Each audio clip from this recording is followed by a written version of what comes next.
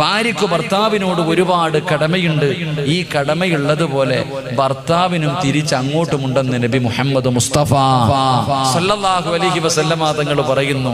ഭാര്യയ്ക്ക് ഭർത്താവിനോടുള്ള കടമയേക്കാൾ കൂടുതൽ കടമ തിരിച്ചങ്ങോട്ടാണെന്ന് നബി മുഹമ്മദ് മുസ്തഫ. ഉസ്താദേ, എൻ്റെ ഭാര്യ എന്നെ ബഹുമാനിക്കുന്നില്ല, എനിക്കല്ലോ എന്നോട് സ്നേഹത്തോടെ പെരുമാറുന്നില്ല, അവൾ എൻ്റെ മക്കൾക്ക് ഭക്ഷണം കൊടുക്കുന്നില്ല, എന്നോട് എനിക്ക് തന്നെ വെച്ചേരുന്നില്ല, ഇങ്ങനെ പരാതി പറയല്ലോ. എന്തേ പരാതി പറയുന്നേ? മനുഷ്യ, നീ നിന്റെ ഭാര്യയോട് പാലിക്കേണ്ട ബാധ്യതകൾ നീ പാലിച്ചിട്ടുണ്ടോ? ആദ്യം നീ മനസ്സിലാക്കി. നിന്റെ ഭാര്യയോട് നിനക്ക് ഒരുപാട് 12ഓളം കടമകളുണ്ട്. ഈ കടമകൾ നീ പാലിക്കാറുണ്ടോ? നീ പാലിച്ചാൽ നിന്റെ ഭാര്യയോട് നീ ഒന്നും പറയണ്ട, അവൾ എല്ലാം നിനക്ക് ചെയ്തു തരും. നീ വീടിൻ്റെ അകത്ത് ചെന്നാൽ മതി, ഭക്ഷണം മുന്നിലുണ്ടാകും, നിന്റെ വസ്ത്രം കഴുകിത്തരും, നിന്റെ ഉമ്മാനെ നോക്കും, നിന്റെ ഉപ്പാനെ നോക്കും, നിന്റെ കൂടെ ഒരു പരാതി നിന്റെ ഭാര്യയ്ക്കില്ലെന്നേ. നീ പാലിക്കേണ്ട കടമകൾ പാലിച്ചു കഴിഞ്ഞാൽ നിന്റെ കുടുംബജീവിതം സന്തോഷത്തിലായി തീരും. അള്ളാഹു നമുക്ക് ഈമാൻ നൽകി അനുഗ്രഹിക്കുമാറാകട്ടെ. അതുകൊണ്ട് ഒരു ഭർത്താവിന് തൻ്റെ ഭാര്യയോടുള്ള കടമകൾ എന്താ? ഈ സദസ്സിലിരിക്കുന്ന ഭർത്താക്കന്മാര് പഠിക്കുക. പെണ്ണുങ്ങളെ, ഇനി വയല് പറയുന്ന ഭർത്താവിനോട് നീ തിരിച്ചു ചോദിക്കണം, ഇക്ക ഈ പറയുന്നതിൽ ഏതാ നിങ്ങൾ പാലിക്കണേ? ഈ ഉസ്താദ് പറഞ്ഞ ഈ കാര്യങ്ങളിൽ ഇത്രയും കടമകൾ ഒരു ഭർത്താവിന് തന്റെ ഭാര്യയോടുണ്ട്, നിങ്ങളിൽ ഏതാണ് പാലിക്കുന്നത് എന്ന് തിരിച്ച് ഭർത്താവിനോട് ചോദിക്കണം. തമ്മിലടിക്കാനല്ല, അദ്ദേഹത്തിന് പറഞ്ഞു മനസ്സിലാക്കി കൊടുക്കണം. അത് നിന്റെയും ബാധ്യതയാ. അള്ളാഹു നമുക്ക് ഈമാൻ നൽകി അനുഗ്രഹിക്കുമാറാകട്ടെ. ഭാര്യ തെറ്റ് ചെയ്യുമ്പോൾ തിരുത്തി കൊടുക്കൽ ഭർത്താവിന്റെ കടമയാ. ഭർത്താവ് തെറ്റ് ചെയ്യുമ്പോൾ നീയും പറഞ്ഞു കൊടുക്കണം. അതിനുള്ള അവകാശം നിനക്കുണ്ട്. അള്ളാഹു നമുക്ക് ഈമാൻ നൽകി അനുഗ്രഹിക്കുമാറാകട്ടെ. അതുകൊണ്ട് മഹാനായ നബി മുഹമ്മദ് മുസ്തഫ സല്ലല്ലാഹു അലൈഹി വസല്ലമ തങ്ങളോട് അല്ലാഹുവിന്റെ പ്രവാചകനോട് സ്വഹാബികൾ ചോദിക്കുന്നു, യാ റസൂലല്ലാഹ്, ഒരു ഭർത്താവിന് തന്റെ ഭാര്യയോടുള്ള കടമകൾ എന്താണ്? എന്റെ പ്രിയമുള്ളവരെ, നിസാരമായി തള്ളിക്കളയേണ്ട കാര്യമല്ല. ഇത് ചിരിച്ചു തള്ളാനുള്ളതല്ല, ഇത് നിസാരമായി കാണല്ലോ. അല്ലാഹുവിന്റെ പ്രവാചകൻ 1400 വർഷങ്ങൾക്ക് മുമ്പ് തന്റെ അവസാന പ്രഭാഷണമുണ്ടല്ലോ.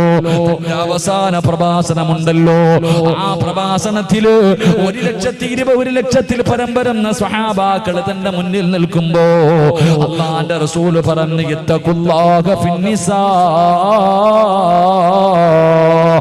3 പ്രാവശ്യം അല്ലാഹുവിന്റെ പ്രവാചകൻ അവിടെ നിന്ന് പറയുകയാ, നിങ്ങൾ നിങ്ങളുടെ ഭാര്യമാരുടെ കാര്യത്തിൽ അല്ലാഹുവിനെ സൂക്ഷിക്കണേ.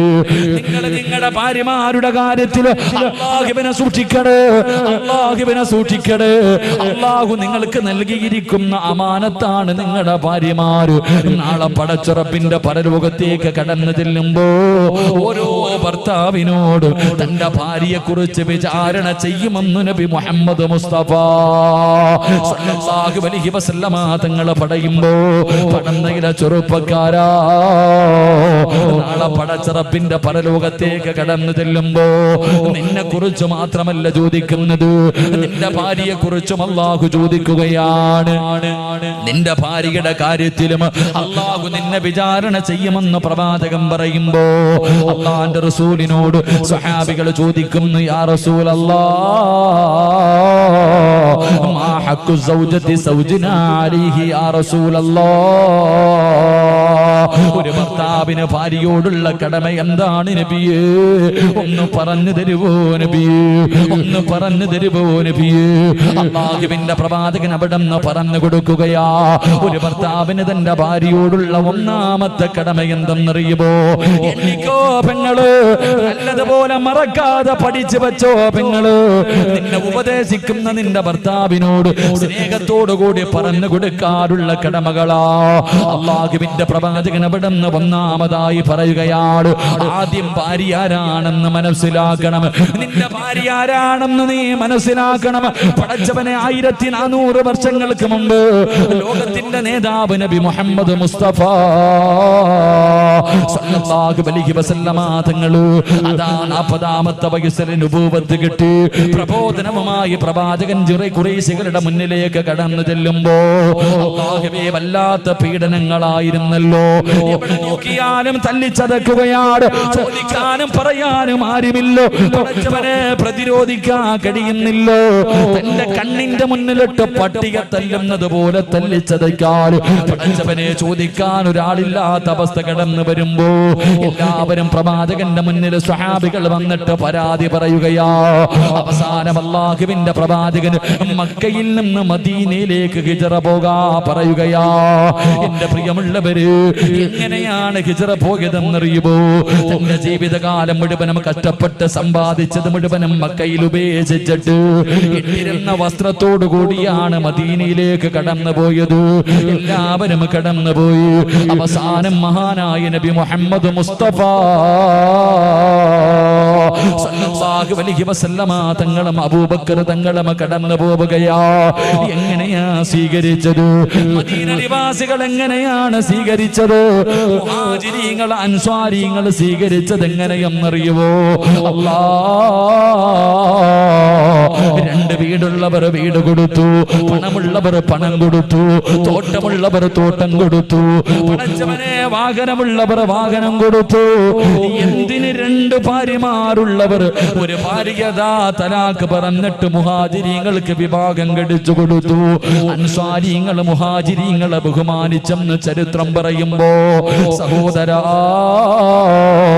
നിന്റെ കൂടെ നിൽക്കുന്ന നിന്റെ ഭാര്യ മുഹാജിറ, നിന്റെ കൂടെ ജീവിക്കുന്ന നിന്റെ ഭാര്യയുണ്ടല്ലോ, അവളൊരു മുഹാജിറാണ്.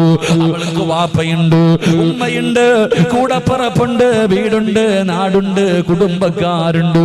പക്ഷേ നീ നിന്റെ ഭാര്യ മഹർ കൊടുത്ത് വിഭാഗം കഴിച്ചു കഴിഞ്ഞപ്പോ അന്നു മുതൽ നിന്റെ വാപ്പയാണ് അവളുടെ വാപ്പ, നിന്റെ ഉമ്മയാണ് അവളുടെ ഉമ്മ, നിന്റെ കൂടപ്പറപ്പ് അവളുടെ കൂടപ്പറപ്പ്. പടച്ചവനെ അല്ലാഹുവേ, നിന്റെതെല്ലാം അവളുടേതാവുകയാണ്. അവൾക്കൊന്നുമില്ല, അവൾക്കൊന്നുമില്ല. എല്ലാം ഉപേക്ഷിച്ചിട്ട് ഒരു മുഹാജിറിനെ പോലെ നിന്റെ ജീവിതത്തിലേക്ക് കടന്നു വന്നവളാ നിന്റെ ഭാര്യ. അതുകൊണ്ട് ചെറുപ്പക്കാരാ, അവൾക്ക് വേണ്ടത് ചെയ്തു കൊടുക്കല് നിന്റെ കടമയാണെന്ന് നബി മുഹമ്മദ് മുസ്തഫ സല്ലല്ലാഹു അലൈഹി വസല്ലമ തങ്ങൾ പറയുമ്പോ, ഒരു ഭർത്താവിന് തന്റെ ഭാര്യയോടുള്ള ഒന്നാമത്തെ കടമ എന്തെന്നറിയുവോ? പെങ്ങളെ, റസൂലുള്ളാഹി പറയുകയാണ്, ഒരു ഭർത്താവിന് തന്റെ ഭാര്യയോടുള്ള ഒന്നാമത്തെ കടമ എന്തെന്നറിയുവോ? നീ കഴിക്കുന്ന ഭക്ഷണം നിന്റെ ഭാര്യയെയും കഴിപ്പിക്കണമെന്ന് നബി മുഹമ്മദ് മുസ്തഫ സല്ലല്ലാഹു അലൈഹി വസല്ലമ തങ്ങൾ പറയുമ്പോ, നീ കഴിക്കുന്ന ഭക്ഷണം നിന്റെ ഭാര്യയ്ക്കും കൊടുക്കട് എന്ന് അല്ലാഹുവിന്റെ പ്രവാചകൻ അവിടെന്ന് പറയുമ്പോ, പടച്ചവനെ, ഒരു വീടിന്റെ അകത്ത് ജീവിക്കാൻ തുടങ്ങി 8 കൊല്ലങ്ങളായി. എത്ര പേരാ പടച്ചവന് ഒരുമിച്ചിരുന്ന ഭക്ഷണം കഴിക്കുന്നത് ഓർമ്മയുണ്ടോ വാപ്പാ? നീയും നിന്റെ ഭാര്യയും കൂടെ ഒരുമിച്ചിരുന്ന് ഭക്ഷണം കഴിച്ച ദിവസം നിനക്ക് ഓർമ്മയുണ്ടോ?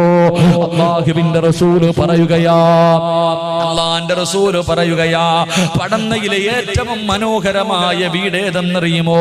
അല്ലാഹുവിന്റെ റഹ്മത്ത് പെയ്തിറങ്ങുന്ന, അല്ലാഹുവിന്റെ കാരുണ്യം ഇറങ്ങുന്ന, ഏറ്റവും കൂടുതൽ ബർക്കത്തുള്ള പടന്നയിലെ വീട് ഏതെന്നറിയുമോ? ചെറുപ്പക്കാരാ, ഏത് വീട്ടിലാണോ ഭാര്യയും ഭർത്താവും ഒരുമിച്ചിരുന്ന് ഭക്ഷണം കഴിക്കുന്നത്, ഈ പടന്നയിലെ ഏതെങ്കിലും ഒരു വീട്ടില് ഒരു ഭർത്താവും ഭാര്യയും ഒരു പാത്രത്തിന്റെ അകത്ത് ഒരുമിച്ചിരുന്ന് ഭക്ഷണം കഴിക്കുന്നുണ്ടോ, ആ വീട്ടിലാണ് അല്ലാഹുവിന്റെ ബർക്കത്ത് ഇറങ്ങുന്നെന്ന് ആദരവായ പ്രവാചകൻ നബി മുഹമ്മദ് മുസ്തഫ സല്ലല്ലാഹു അലൈഹി വസല്ലമ തങ്ങൾ പറയുകയാ, ആ വീട്ടിലാണ് അല്ലാഹുവിന്റെ കാരുണ്യം ഇറങ്ങുന്നത്, ആ വീട്ടിലാണ് സമാധാനമുള്ളത്, ആ വീട്ടിലാണ് ബർക്കത്തുള്ളത്. പ്രവാചകൻ അവിടുന്ന് പറഞ്ഞു തരുമ്പോ, രാവിലെ മുതൽ വൈകുന്നേരം വരെ വീടിന്റെ അകത്ത് കിടന്ന് യന്ത്രങ്ങളെ പോലെ കിടന്ന് കഷ്ടപ്പെടുകയാ. അവസാന വൈകുന്നേര സമയമായി, മഗ്‌രിബ് കഴിഞ്ഞ് ഇശാഇന്റെ സമയമായി, വീട്ടുകാർ മുഴുവനും ഭക്ഷണം കഴിക്കാനിരിക്കുകയാണ്. നിന്റെ പ്രിയപ്പെട്ടവൾ സർവ്വതും വിളമ്പി വെക്കുകയാണ്. മോളെ, നീ കഴിക്കുന്നില്ലോ? എന്റെ ഭർത്താവ് വന്നിട്ട് കഴിക്കാമെന്ന് പറഞ്ഞിട്ട് പറഞ്ഞിട്ട് പടച്ചവനെ ഭാര്യ നിന്നെ കാത്തിരിക്കുകയാണ്. വീട്ടുകാര് മുഴുവനും ഭക്ഷണം കടിച്ചിട്ട് കിടന്നുറക്കമായി. സ്നേഹമുള്ള ഭാര്യ ഉറങ്ങാതെ വീടിന്റെ കവാടത്തിൽ കണ്ണും നാട്ട് എന്റെ പ്രിയതമൻ വരുന്നുണ്ടോ, എന്റെ ഭർത്താവിനെ കാണുന്നില്ലല്ലോ. ടെൻഷനോടെ സമാധാനമില്ലാതെ വീടിന്റെ മുന്നിൽ കാത്തിരിക്കുകയാ. അവസാനം പടച്ചവനെ നീ നിന്റെ വീട്ടിലേക്ക് കടന്നു ചെന്നു. അവിടുന്ന് സലാം പറഞ്ഞു. ഭാര്യ വീടിന്റെ കവാടം തുറന്നു സലാം അടക്കുകയാ. അവിടെ നിക്കാ ഭക്ഷണം എടുക്കട്ടെ. ആ സമയത്ത് ചില ഭർത്താക്കന്മാര് പറയും, പെണ്ണ് എനിക്കൊന്ന് ഭക്ഷണം വേണ്ട, ഞാൻ എന്റെ കൂട്ടുകാരുടെ കൂടെ ഹോട്ടലിൽ പോയി വയറ് നിറച്ച് കടിച്ചിട്ടുണ്ട്. അല്ലാഹുവേ നീ വേണമെങ്കിൽ കടിച്ചോ എന്ന് കാത്തിരുന്ന ഭാര്യയോട് പറഞ്ഞിട്ട് കിടപ്പറയിലേക്ക് കടന്നു പോകുന്ന ചെറുപ്പക്കാരാ, നിന്റെ ഭാര്യയുടെ മനസ്സെന്തേടാ ചിന്തിച്ചു നോക്കാത്തത്? ആ പാവം കഴിച്ചാൽ ഇറങ്ങുവോ ഭാര്യക്ക് കഴിക്കാൻ? നിന്റെ ഭാര്യക്ക് ഭക്ഷണം കഴിക്കാൻ തോന്നുവോ? സ്നേഹമുള്ളവരെല്ലാം മടക്കി വെച്ചിട്ട് പട്ടിണി വന്നിട്ട് നിന്റെ ചാരത്ത് കിടക്കുകയാ. ചെറുപ്പക്കാരാ, കരുണയില്ലാത്തവനാകരുത്, നന്ദിയില്ലാത്തവനാകരുത്. മോനെ, നിന്റെ ഭാര്യയുടെ കൂടെ നിനക്കൊന്ന് പോയിരുന്ന് കഴിച്ചാൽ ഒരുപാടൊന്നും വേണ്ട ചെറുപ്പക്കാരാ. ഒരുരുള ഭക്ഷണം കഴിക്കാൻ നിന്റെ വയറ്റിലെ സ്ഥലമുണ്ടെങ്കിൽ നിനക്കൊന്ന് കഴിച്ചുകൂടി. നിന്റെ വയറിന്റെ അകത്ത് സ്ഥലമില്ലെങ്കിൽ അല്ലാഹുവേ ഭാര്യ കഴിക്കുന്ന പാത്രത്തിന്റെ അകത്ത് കൈയിട്ടിട്ട് ഒരുരുള ഭക്ഷണം ഭാര്യ നിന്റെ ഭാര്യയുടെ വായിലൊന്ന് വെച്ച് കൊടുക്കണം ചെറുപ്പക്കാരാ. അല്ലാഹുവേ അല്ലാതെ വയറ് നിറച്ച് തിന്നിട്ട് വന്ന് കിടക്കുന്ന ചെറുപ്പക്കാരാ, അത് നല്ലതാണെന്ന് നിനക്കാരാ പറഞ്ഞു തന്നത്? അതൊരിക്കലും ശരിയല്ല പൊന്നുമോര്. മഹാനായ നബി മുഹമ്മദ് മുസ്തഫ സല്ലല്ലാഹു അലൈഹി വസല്ലമ തങ്ങള് ഭർത്താവ് വരുന്നതിന് മുമ്പ് ഒറ്റയ്ക്ക് തിന്നുന്ന പെണ്ണുങ്ങൾക്കും ഇത് പാടവാ. പടച്ചവരെ, ഭർത്താവും ഭാര്യയും ഒരുമിച്ചിരുന്നാണ് കഴിക്കേണ്ടത്. ഭാര്യയ്ക്ക് കൊടുക്കാതെ ഒറ്റയ്ക്ക് തിന്നുന്ന ഭർത്താക്കന്മാരോട് അല്ലാഹുവിന്റെ പ്രവാചകൻ ഒരു ദിവസമുണ്ടല്ലോ വിശന്ന വയറോടെ വീട്ടിലേക്ക് കടന്നു വരികയാ. ആയിഷ, എനിക്ക് വിശക്കുന്നു, എന്തെങ്കിലും കഴിക്കാറുണ്ടോ ആയിഷ? ആയിഷ ബീവി റളിയല്ലാഹു തആല അൻഹ 3 റൊട്ടി എടുത്ത് കൊണ്ടുവരികയാണ്. 3 റൊട്ടി എടുത്ത് കൊണ്ടുവന്ന് പ്രവാചകന്റെ മുന്നിലേക്ക് വെച്ചു കൊടുത്തു. യാ റസൂലല്ലാഹ്, ഈ 3 റൊട്ടിയല്ലാതെ ഒന്നുമില്ല നബിയേ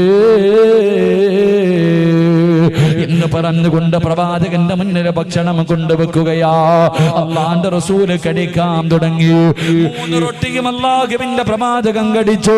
3 റൊട്ടിയും അള്ളാന്റെ റസൂല് ഒറ്റയ്ക്കങ്ങ് കഴിക്കുകയാണ്. ഭക്ഷണം കടിച്ചു കഴിഞ്ഞപ്പോ പ്രവാചകൻ ഇരുന്ന് കരയുകയാ. എന്റെ ചെറുപ്പക്കാരാ, ലോകത്തിന്റെ നേതാവിന്റെ കണ്ണിങ്ങനെ നിറഞ്ഞു ഒഴുകുകയാണ്. പ്രവാചകന് കരയുന്നത് കണ്ടപ്പോ ആയിഷ ബീബി റളിയല്ലാഹു തആല അൻഹ അവിടുന്ന് ചോദിച്ചു, നബിയേ യാ റസൂലല്ലാഹ്, എന്തിനാ നബിയേ കരയുന്നത്? ആയിഷ, നിനക്ക് തരാതെ ഞാൻ തിന്നല്ലോ ആയിഷ. ഇന്ന് നിന്നെ ഞാൻ പട്ടിണി കിട്ടല്ലോ, നിനക്ക് തരാതെ ഞാൻ കഴിച്ചു പോയല്ലോ. അറിയാതെ കഴിച്ചു പോയതാ റസൂലുള്ളാഹി, അറിയാതെ കഴിച്ചു പോയതോ. പടച്ചവനെ, പ്രവാചകനോട് കരയുന്ന ഭർത്താവിനോട് ആയിഷ ബീബി റളിയല്ലാഹു തആല അൻഹ പറയുകയാ, നബിയേ അങ്ങ് കഴിക്കുന്നത് കണ്ടപ്പോഴേ എന്റെ വയറ് നിറഞ്ഞു പോയി നബിയേ. അല്ലാഹുവിന്റെ പ്രവാചകൻ അവിടുന്ന് ചോദിച്ചു, ആയിഷ നിനക്കെന്താണ് വേണ്ടത്? നിനക്കെന്താണ് വേണ്ടത്? എന്ത് വേണമെങ്കിലും ചോദിച്ചോ ആയിഷ. നബിയേ, എനിക്ക് സ്വർഗത്തിലെ നിങ്ങളുടെ ഭാര്യയാകണം നബിയേ. അവിടെന്ന് പറഞ്ഞു കൊടുക്കുമ്പോ ഒറ്റയ്ക്ക് തിന്നുന്ന ഭർത്താക്കന്മാർക്ക് പഠിക്കാനാ. അല്ലാഹുവിന്റെ പ്രവാചകന് ഒറ്റയ്ക്ക് ഭക്ഷണം കടിച്ച പ്രവാചകന്, ഒരു നേരം തന്റെ ഭാര്യക്ക് കൊടുക്കാതെ കടിച്ച പ്രവാചകന്, ആയിഷ എന്ന തന്റെ പ്രിയപ്പെട്ട ഭാര്യയുണ്ടല്ലോ, ആ ഭാര്യയുടെ കയ്യിൽ പിടിക്കുകയാണ്. ആ ഭാര്യയുടെ കയ്യിൽ പിടിക്കുകയാണ്. എന്നിട്ട് അല്ലാഹുവിന്റെ റസൂല് ചോദിച്ചു, ചോദിച്ചു, ആയിഷ എനിക്ക് പൊരുത്തപ്പെട്ട് തരുവോ ആയിഷ? ഒരു നേരം തന്റെ ഭാര്യയ്ക്ക് കൊടുക്കാതെ ഒറ്റയ്ക്ക് കഴിച്ചു പോയതിന്റെ പേരിൽ അല്ലാഹുവിന്റെ പ്രവാചകൻ തന്റെ ഭാര്യയോട് പൊരുത്തം ചോദിച്ചെന്ന് ചരിത്രം പറയുമ്പോ, ചെറുപ്പക്കാരാ നീ നിന്നെ കുറിച്ചൊന്ന് ചിന്തിക്കു പൊന്നുമോനെ. അല്ലാഹുവിന്റെ റസൂല് പറയുകയാ, റളിയല്ലാഹു തആല പറയുകയാ, ഏത് വീട്ടിലാണോ ഭാര്യയും ഭർത്താവും ഒരുമിച്ചിരുന്ന് ഭക്ഷണം കഴിക്കുന്നത് ആ വീട്ടിൽ അല്ലാഹുവിന്റെ ബർക്കത്ത് ഇറങ്ങുമെന്ന് നബി മുഹമ്മദ് മുസ്തഫ സല്ലല്ലാഹു അലൈഹി വസല്ലം. പടന്നയിലെ ഏറ്റവും മനോഹരമായ ഭവനം പണമുള്ളവന്റെ വീടല്ല, 2 നില വീടല്ല, ഹജ്ജ് ചെയ്തവന്റെ വീടല്ല, ജമാഅത്തിന്റെ കമ്മിറ്റിക്കാരുടെ വീടല്ല, ഹിദായത്തിന്റെ സംഘാടകരുടെ വീടല്ല. ഈ കൂട്ടത്തിൽ ഇരിക്കുന്നവരിൽ ഏറ്റവും മനോഹരമായ ഭവനം ഭാര്യയും ഭർത്താവും ഒരുമിച്ചിരുന്ന് ഭക്ഷണം കഴിക്കുന്ന വീടാണെന്ന് നബി മുഹമ്മദ് മുസ്തഫ. ഉറക്കെ നബി മുഹമ്മദ് മുസ്തഫ, ഉറക്കെ നബി മുഹമ്മദ് മുസ്തഫ. നിങ്ങൾ ചിന്തിക്ക്, നിങ്ങൾ എത്ര പേരാ ഒരുമിച്ചിരുന്ന് ഭക്ഷണം കഴിക്കണം? ഭാര്യയും ഭർത്താവും ഒരു പാത്രത്തിന്റെ അകത്തിരുന്ന് ഭക്ഷണം കഴിക്കുന്ന എത്ര ആൾക്കാരായി ഈ സദസ്സിലുള്ളത്? അല്ലാഹു ഈമാൻ തരുമാറാകട്ടെ. കൈവക്കാൻ ഞാൻ പറയുന്നില്ല, എനിക്ക് നാണം കെടാൻ വയ്യാത്തണ്ട.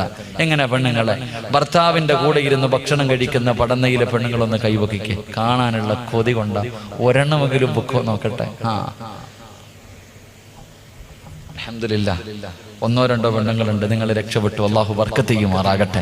ഭാര്യയും ഭർത്താവും. അപ്പൊ ചോദിക്കും, ഗൾഫിൽ കിടക്കണ ഭർത്താവ്? ഗൾഫിലില്ല, ഞാൻ വീട്ടിലുള്ള എന്റെ കാര്യം പറയണേ. ഉരുട്ടി ചോദ്യങ്ങളൊന്നും ചോദിക്കും.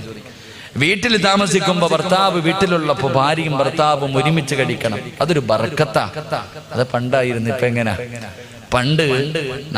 പണ്ടൊക്കെ വീടുകളിൽ ഒരു പാത്രം ഉണ്ടാകും, ഒറ്റ പാത്രമേ ഉള്ളൂ. അന്ന് പിന്നെ വലിയൊന്നും ഇല്ലല്ലോ, ആകെ ഒരു പാത്രം. ആ പാത്രത്തിന്റെ അകത്ത് ഉമ്മ ഭക്ഷണം എല്ലാം കൂടെ അങ്ങോട്ട് വാരിയിടും. എന്നിട്ട് സിമെന്റ് കുഴക്കണ പോലെ ഉമ്മ യന്ത്രം ഇല്ല, ഇന്നിപ്പോ സിമെന്റ് ഒക്കെ കുഴക്കണ ഒരു യന്ത്രം ഉണ്ടല്ലോ. നമ്മുടെ ഉമ്മ ഈ ചട്ടിക്കകത്ത് ഭക്ഷണം ഇട്ട് ഇങ്ങനെ ഇളക്കല, എല്ലാം കൂടെ അങ്ങോട്ട് ഇളക്കും. മക്കളായി നമ്മളിങ്ങനെ കാത്തിരിക്കും. ഉമ്മയുടെ മുന്നിൽ പോയി വായി തുറന്നു കൊടുക്കും. ഉമ്മ ഇങ്ങനെ വായി വെച്ച് തരും. അള്ളാഹു നമ്മുടെ ഉമ്മമാർ മരണപ്പെട്ടവരുടെ കബറിടം അള്ളാഹു വിശാലമാക്കി കൊടുക്കുമാറാകട്ടെ. ജീവിച്ചിരിക്കുന്നവർക്ക് അള്ളാഹു ദീർഘായുസ് നൽകി അനുഗ്രഹിക്കുമാറാകട്ടെ. ഉമ്മയുടെ കയ്യിൽ നിന്ന് ഭക്ഷണം വാങ്ങി കഴിക്കാൻ മക്കൾക്ക് വലിയ ഇഷ്ടമാണ്.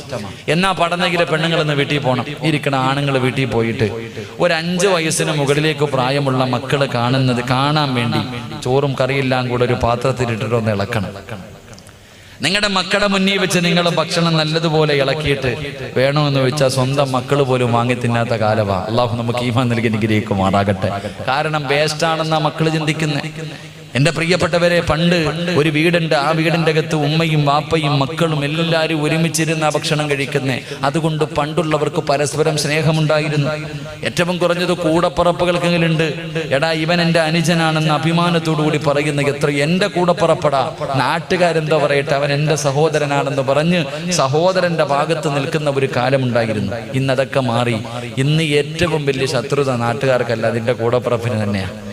ഏറ്റവും വലിയ നീ നശിക്കാൻ ഏറ്റവും കൂടുതൽ ആഗ്രഹിക്കുന്നത് നാട്ടുകാർ, അയൽവാസികളല്ല, സ്വന്തം കൂടപ്പുറപ്പുകൾ തന്നെ നശിപ്പിക്കാൻ ഉദ്ദേശിക്കുന്ന കാലഘട്ടം.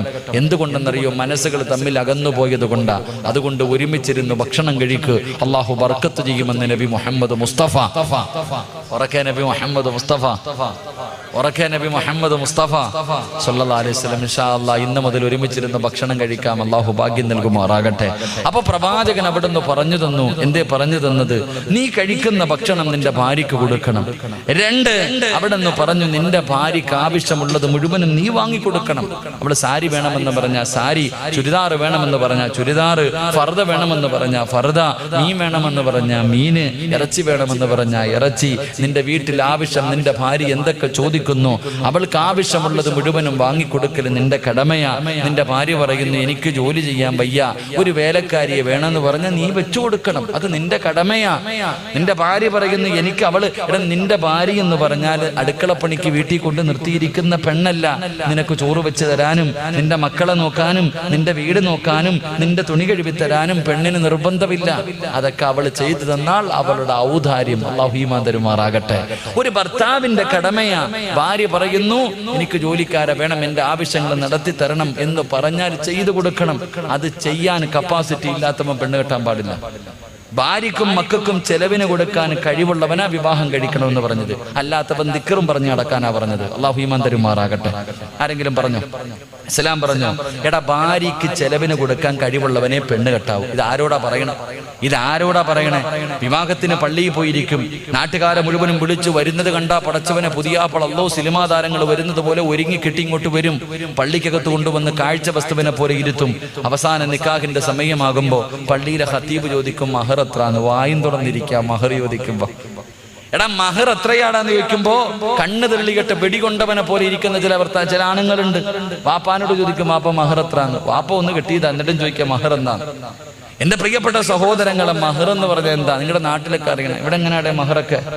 കൃത്യം ചില സ്ഥലങ്ങളിൽ നിശ്ചിത മഹറുണ്ട്. 5 പവൻ 10 പവൻ കൊടുത്തേ പറ്റത്തുള്ളൂ. എവിടെ വെച്ച് കൊടുക്കണം എന്നറിയോ? പള്ളി നിക്കാഹ് നടക്കുന്ന സമയത്ത് ഇങ്ങനെ എടുത്ത് കാണിക്കണം. 5 പവൻ ഇങ്ങനെ എല്ലാരും നാട്ടുകാരെ ഇങ്ങനെ കാണിക്കണം. ആരാ പറഞ്ഞ കാണിക്കണോ? ആരാടാ പറഞ്ഞത്? മഹർ എന്ന് പറഞ്ഞ എന്താ? ആർക്കാ കൊടുക്കേണ്ടത്? പഠിക്കണം. അല്ലാഹു ഈമാൻ നൽകി നിഗ്രഹിക്കുമാറാകട്ടെ. ഒരു ചെറുപ്പക്കാരൻ പറഞ്ഞു, ഉസ്താദെ ഞങ്ങളുടെ നാട്ടിൽ 10 പവനാ മഹർ കൊടുക്കണം. എന്റെ സഹോദരിയുടെ കെട്ടുതാലി വിറ്റിട്ടാ ഞാൻ മഹർ വാങ്ങിക്കൊടുത്തേ. കാരണം നാട്ടുകാരുടെ മുന്നിൽ നാണക്കേട്. മഹർ ആർക്കാ കൊടുക്കണ്ടേ? പെണ്ണിന്റെ വാപ്പായ്ക്കാ മഹർ കൊടുക്കണ്ടേ? അല്ലെങ്കിൽ പെണ്ണിന്റെ വീട്ടിൽ നിന്ന് കിട്ടുന്ന പൈസയ്ക്കാ മഹർ കൊടുക്കണ്ടേ? എടാ മഹർ എന്ന് പറഞ്ഞാൽ എന്തെന്നറിയോ? അതിന് നിശ്ചിത ഒരു അളവില്ല.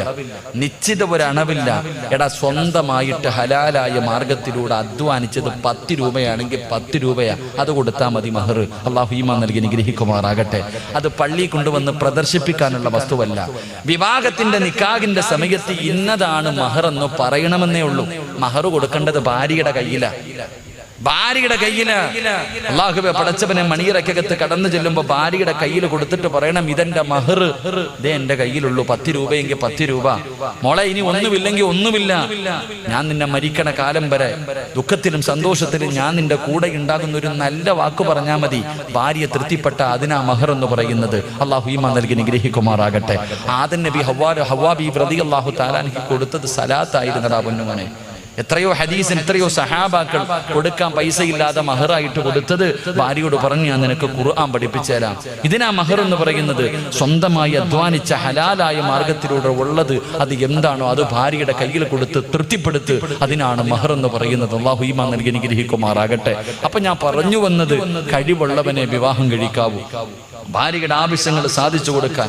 ഇത് പറയുമ്പോ പെണ്ണുങ്ങൾക്ക് വലിയ സന്തോഷം. പറവസ്ഥാതെ എല്ലാം മേടിച്ചു തരണം അല്ലേ? എല്ലാം മേടിച്ചു തരണം. പെങ്ങളെ ഞാൻ എല്ലാം പറഞ്ഞു തരാം. ഭർത്താവിന്റെ കടമയാണ് ഭാര്യയ്ക്ക് ചെലവിന് കൊടുക്കൽ. അവൾക്ക് ആവശ്യമുള്ളത് ചില ഭർത്താക്കന്മാര് കെട്ടി ഇങ്ങനെ ഇട്ടേക്കും. ഓടി നടന്ന് പെണ്ണ് കെട്ടുന്നവന്മാരുണ്ട്. അല്ലാഹു ആലം, അല്ലാഹു കാത്തുരക്ഷിക്കുമാറാകട്ടെ. ഓടി നടന്ന് പെണ്ണ് കെട്ടും, എന്നിട്ട് 2 മക്കളെയും കൊടുത്ത് സമ്മാനിച്ചിട്ട് മുങ്ങി നടക്കുന്ന പല ആൾക്കാരുണ്ട്. ചെലവിന് കൊടുക്കണം സഹോദരൻ. എന്തിനാ ഈ പിശുക്കത്തരം കാണിക്കുന്നത്? മഹാനായ റസൂലുള്ളാഹി സല്ലല്ലാഹു അലൈഹി വസല്ലം തങ്ങൾ പറഞ്ഞു, ഒരു ഭർത്താവ് തന്റെ ഭാര്യയ്ക്ക് ചെലവിന് കൊടുത്ത, നീ 1 കിലോ അരി വാങ്ങിക്കൊടുത്ത, ഒന്ന് മറ്റൊരു കടയിൽ പോയി പച്ചക്കറി വാങ്ങിക്കൊടുത്ത, അരി വാങ്ങിക്കൊണ്ടു കൊടുത്ത, ഇറച്ചി വാങ്ങിക്കൊടുത്ത, മീൻ വാങ്ങിക്കൊടുത്ത, ഒരു മാക്സി വാങ്ങിക്കൊടുത്ത, ഒരു മുട്ടുസൂചി നീ നിന്റെ ഭാര്യയ്ക്ക് വാങ്ങിക്കൊടുത്ത, നിനക്ക് സദക്കയുടെ കൂലി ഉണ്ടെന്ന് നബി മുഹമ്മദ് മുസ്തഫ. ഉറക്കപ്പറ നബി മുഹമ്മദ് മുസ്തഫ. ഒരു ഭർത്താവ് തന്റെ ഭാര്യയ്ക്ക് വേണ്ടി ഒരു മുട്ടുസൂചി വാങ്ങിക്കൊടുത്താലും, നിന്റെ ഭാര്യയുടെ വായിൽ 1 ഉരുള ഭക്ഷണം വാരി വെച്ചാലും നിനക്ക് മീസാൻ എന്ന ത്രാസിൽ അത് സദക്കയുടെ കൂലിയായി വരുമെന്ന് നബി മുഹമ്മദ് മുസ്തഫ സല്ലല്ലാഹു അലൈഹി വസല്ലം. അല്ലാഹു നമുക്ക് ഈമാൻ നൽകി അനുഗ്രഹിക്കുമാറാകട്ടെ. എങ്ങനെ വാങ്ങിക്കൊടുക്കുന്ന ഭർത്താവിനെ സദക്ക? ഭാര്യ പറയുന്നു, എനിക്കൊരു ചുരിദാർ വേണം. കൊടുക്കത്തത് പ്രാവി വാങ്ങിക്കൊടുത്താൽ പതിവ് കിട്ടില്ല. ഭാര്യ പറയുന്നു, എനിക്കൊരു ചുരിദാർ വേണം, ഒരു ഫർദ വേണം. ആ സമയത്ത് പടച്ചവനെ, അല്ലാഹുവേ എനിക്ക് പ്രതിഫലം കിട്ടണമെന്ന ആഗ്രഹത്തോടുകൂടി നീ അത് വാങ്ങിക്കൊടുത്താൽ നിനക്ക് സദക്കയുടെ കൂലി. അല്ലാതെ കടയിൽ പോയി വാങ്ങിക്കൊടുത്തിട്ട് പടച്ചവനെ പറയാനുള്ളത് മുഴുവനും പറഞ്ഞുകൊടുത്ത് പ്രാവിയിട്ട് വാങ്ങിക്കൊടുത്തിട്ട് കാര്യമില്ല. അല്ലാഹു നമുക്ക് ഈമാൻ നൽകി അനുഗ്രഹിക്കുമാറാകട്ടെ. ഇത് പറഞ്ഞപ്പോ പെണ്ണുങ്ങളങ്ങ് അർശിന്റെ മുകളിൽ കയറണ്ട. മോളെ, നാളെ പടച്ച റബ്ബിന്റെ പരലോകത്തിലെ 3 വൃത്തികെട്ടവരുണ്ട്. നാളെ പടച്ച റബ്ബിന്റെ പരലോകത്ത് അല്ലാഹു കരുണ കാണിക്കാത്ത 3 വിഭാഗമുണ്ട്. ആ 3 വിഭാഗത്തിൽ ഒരു വിഭാഗം ഭർത്താവിന്റെ കഴിവുകേട്, ഭർത്താവിന് വാങ്ങിത്തരാൻ കഴിവില്ല എന്നറിയാം, എന്നിട്ടും ഭർത്താവിനെ പീഡിപ്പിക്കുന്ന പെണ്ണാണെന്ന് നബി മുഹമ്മദ് മുസ്തഫ. ഉറക്കെ നബി മുഹമ്മദ് മുസ്തഫ. അങ്ങനെ കൂടെ ഉണ്ട്. നിന്റെ ഭർത്താവ് പടച്ചവനെ നീ കിടക്കണത് വാടക വീട്ടിൽ, അയൽവാസിയുടെ വീട്ടിൽ ആക്റ്റീവ് വരുമ്പോ നീ കെട്ടിയവനെ ഇങ്ങനെ ബുദ്ധിമുട്ടിക്കുക. ആ സാധു എങ്ങനെ പടച്ചവനെ ഒരു ദിവസം അന്നം കൊടുക്കുന്നത് കഷ്ടപ്പാടില്ല.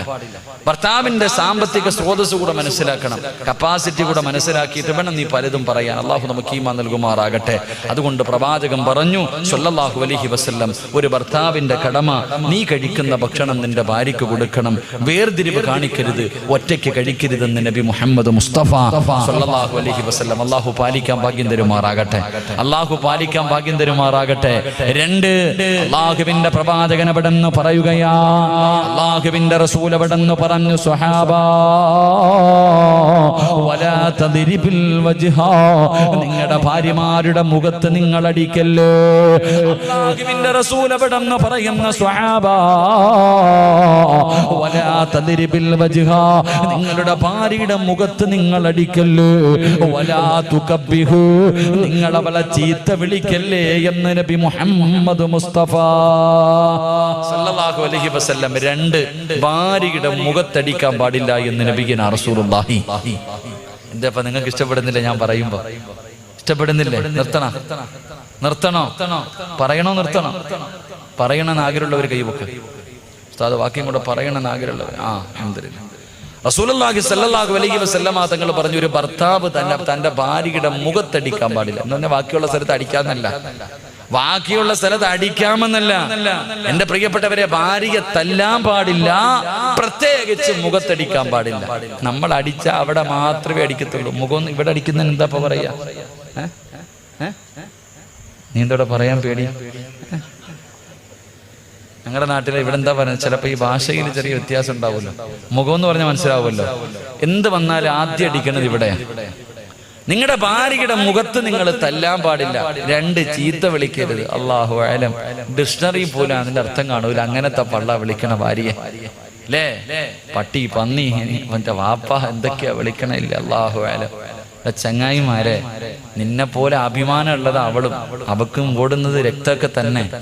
പിന്നെ ആ സാധുക്കള് ക്ഷമിക്കുന്നത്. അല്ലാഹു ഈമാൻ നൽകി അനുഗ്രഹിക്കുമാറാകട്ടെ. ഭാര്യയെ ചീത്ത വിളിക്കാൻ പാടില്ല, തല്ലാൻ പാടില്ല. മഹാനായി നബി മുഹമ്മദ് മുസ്തഫ സല്ലല്ലാഹു അലൈഹി വസല്ലമ തങ്ങൾ ഭാര്യമാരെ തല്ലികെട്ടില്ല.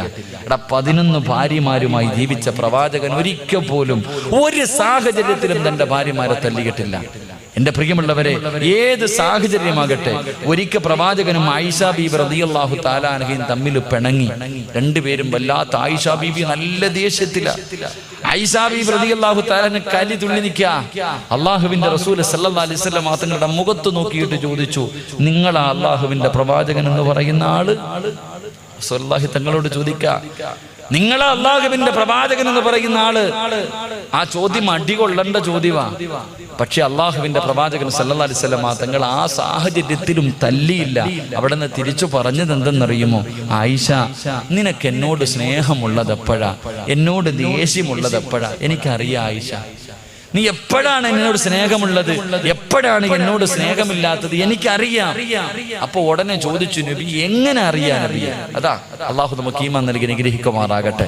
എന്റെ പ്രിയമുള്ള സഹോദരങ്ങളെ, ഭാര്യ പെട്ടെന്ന്, പെണ്ണുങ്ങൾക്ക് പെട്ടെന്ന് ദേഷ്യം വരും.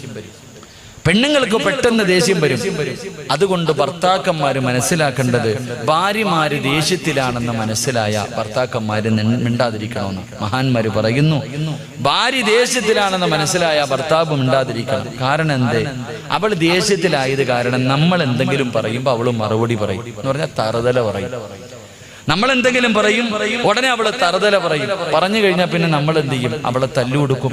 തല്ലുകൊണ്ടാ വാങ്ങിച്ചോണ്ട് പോയിരിക്കോ? ഇല്ല. പിന്നെയും തായിക്കാന്ന് പറഞ്ഞ് പുറകെ വരും.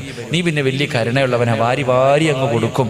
അവസാനം ബാഗും പെട്ടി എടുത്തോണ്ട് വീട്ടിൽ പോകും. വാപ്പായും വിളിച്ചോണ്ട് പടന്നയിലോ അല്ലെങ്കിൽ എവിടെങ്കിലും പോയി പോലീസ് സ്റ്റേഷനിൽ പോയിട്ട് പറയും, എന്നെ പീഡിപ്പിച്ചെന്ന്. അകത്ത് പോയി കിടന്ന് ഉണ്ട തിന്നണ്ട വരും. അള്ളാഹു കാത്തിരക്ഷിക്കുമാറാകട്ടെ. അതുകൊണ്ട് അത് തന്നെ, ഭാര്യമാര് ദേഷ്യത്തിലാണെങ്കിൽ നമ്മൾ എന്തെങ്കിലും പറയും, തറുതല പറയുമ്പോ നമുക്ക് ദേഷ്യം വരും, നമ്മൾ തല്ലും. എന്നാ ഒന്നീ നിർത്തുവോ? ഒന്നീ നിർത്തോ? ഇല്ല.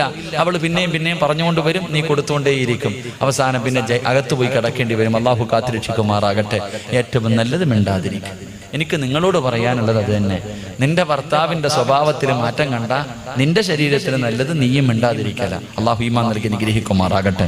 പ്രവാചകൻ സല്ലല്ലാഹു അലൈഹി വസല്ലം തങ്ങൾ പറഞ്ഞു, ആയിഷ, നിനക്ക് എപ്പോഴാ എന്നോട് സ്നേഹം, എപ്പോഴാ ദേഷ്യം എനിക്കറിയാം. എങ്ങനെ അറിയാൻ നബിയെ?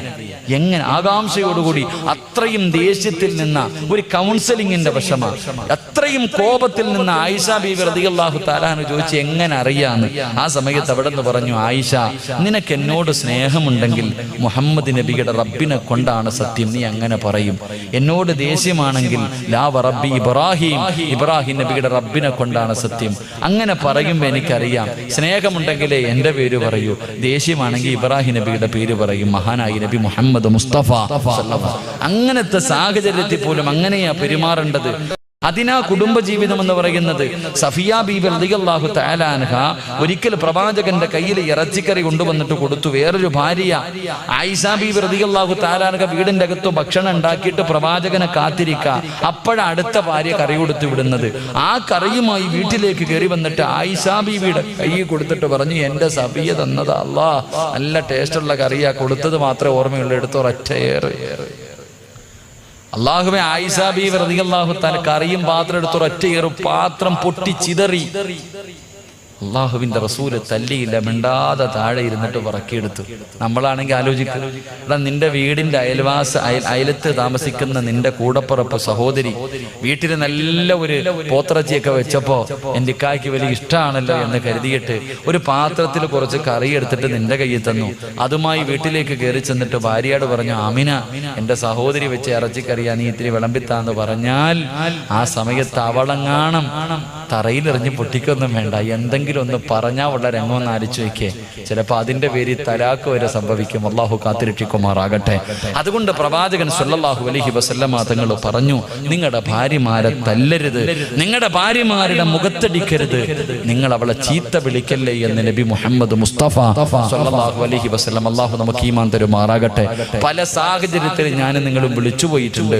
അള്ളാഹു നമുക്ക് പുറത്തു തരുമാറാകട്ടെ. അപ്പൊ രണ്ടാമത്തെ കടമ, ഭാര്യയെ തല്ലാൻ പാടില്ല. അള്ളാഹു സൂക്ഷിക്കാൻ ഭാഗ്യം തരുമാറാകട്ടെ.